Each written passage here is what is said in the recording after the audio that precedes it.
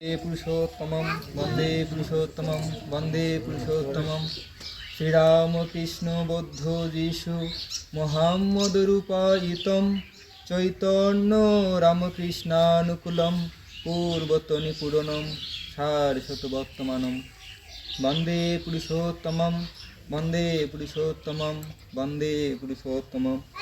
আজকের এই প্রার্থনা অনুষ্ঠানে উপস্থিত সকল দূর দূরান্ত থেকে আগত ঋত্বিক দেবতাবৃন্দ, ইষ্টপ্রাণ দাদা ও মায়েদের আমার আনন্দিত জয়গুরু। আসলে বলার তেমন কিছুই নাই, ঠাকুরের কথাই দুটো বলি যে আমরা যে প্রার্থনা শুরুর আগে আমরা যে আচমন করলাম যে অপবিত্র পবিত্র বা সর্বাবস্থানগত হবি যশ্বরে সুন্দরী কাক্ষম সর্বান্তর অভ্যন্তর সূচি, এই যে আমাদের যে আচমন যে মন্ত্র, এই মন্ত্রটাতে কিন্তু বলা হয়েছে যে সৌবাহ্য বাহ্য শরীর, যখন আমরা যে পরম গীতার নামকরণ করছি সৌবাহ্য শরীর মানে যে আমার দেহ থেকে যে আমার যে বাহ্য সেটা পর্যন্ত হচ্ছে সূচি হচ্ছে।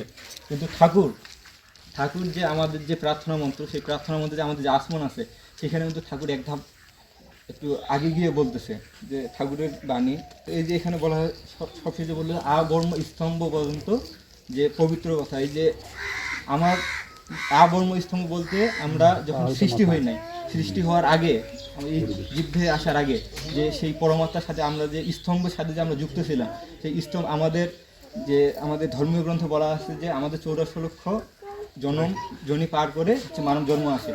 এই জন্মটা যদি আমার শেষ জন্মও হয় বা আপনাদের যদি শেষ জন্মও হয়, যে এই যে আমাদের যে স্তম্ভর সাথে যে আমাদের যুক্ত হওয়া থেকে এখন পর্যন্ত যতগুলো জনি পার হয়ে আসছি, এই সব জনি পর্যন্ত সূচি হইল। যে কতটা পাওয়ারফুল তিনি বলছে যে আমাদের প্রার্থনা মন্ত্র আমরা যদি একটু ভাবনা চিন্তা করি, এই মন্ত্রগুলোতে কিন্তু সব কিছুই আছে। যে সবার শেষে যে ধ্যান করে যে আমরা যে বললাম যে আমি অক্রোধী, আমি অমানি যে এই যে আমরা যে বললাম, এইখানে কিন্তু সব কিছুই বলা আছে। আমি অক্রোধী, আমার কোনো ক্রোধ নেই, আমার কোনো রাগ নেই, আমি অমানি, আমার কোনো মান মর্যাদা নেই, সব কিছুই তার।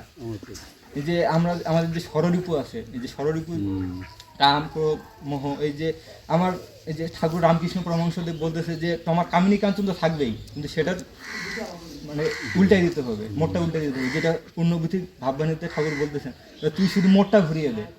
আবার একই কথা আমাদের বেদে বলা আছে যে একটি গাছে দুটা পাখি, একটা পাখি হচ্ছে এই পাশে তাকায় আছে পরমাত্মার দিকে, এই যে এক পাখি হচ্ছে এই যে পরমাত্মা হচ্ছে আমার দিকে তাকায় আছে, আর এক পাখি অন্য পাশে তাকায় আছে, মানে এই পাখিটা এই পাশে তাকায় আছে, এই পাখি এই পাশে তাকায় আছে।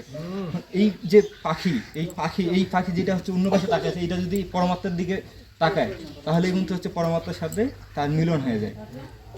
এই যে আমাদের যে প্রক্রিয়া ঠাকুর কিন্তু সবকিছুই বলে দিচ্ছে যে আমাদের কি করতে হবে কি না করতে হবে।